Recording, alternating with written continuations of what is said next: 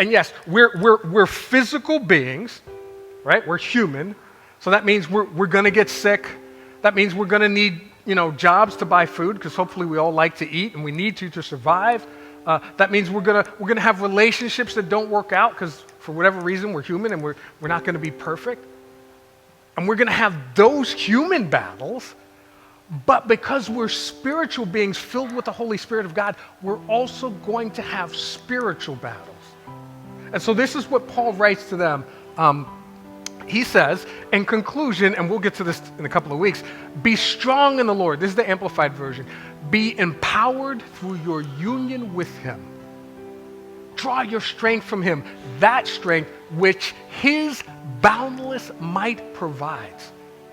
The strength that like when we were praying for people and praying that they're strong, whatever, we're not praying that they suddenly go out and eat some spinach and get muscles. We're praying that through their unity with Jesus Christ, they're able to pull on His strength and stand firm against whatever they're dealing with. And that's a spiritual thing that God enables us to do. But He also says, put on God's whole armor, the armor of a heavy armed soldier which God supplies, that you may be able successfully to stand up against all the strategies and the deceits of the devil. And a lot of people refute this and saying, well, there's no such thing as spiritual warfare. Yes, there is.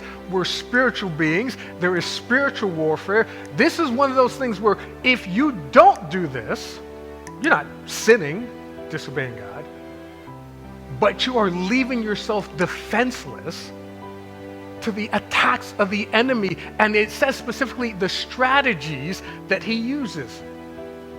And in another book of the Bible, James, the brother of Jesus Christ, says that, hey, the enemy isn't going to try to tempt me the same way he tries to tempt you or tempt you, because we're different. So he learns, hey, here's what's going to work to provoke Karen versus here's what's going to work to provoke Bailey versus here's what's going to work to provoke Floyd. Totally different things. And what he uses to tempt Floyd may have no effect on Kevin, because Kevin's like, what is that? Kevin's not going to be tempted to spend like $100 on a custom t-shirt. This did not cost $100. Okay, but not going to be tempted at all. Bonnie's not sitting there like, I hope he doesn't buy another t-shirt. Not going to happen. But at the same time, he'll tempt someone else with something else. I'm not going to be tempted to put a needle in my arm to get high because I'm afraid of needles. I mean, I have to like look directly in a nurse's eye when she's taking blood. Don't look away. Look at me. When she's drawing blood, because I'm just afraid of needles. Don't like them. Once they're in and I see it, it doesn't hurt. It's a pain.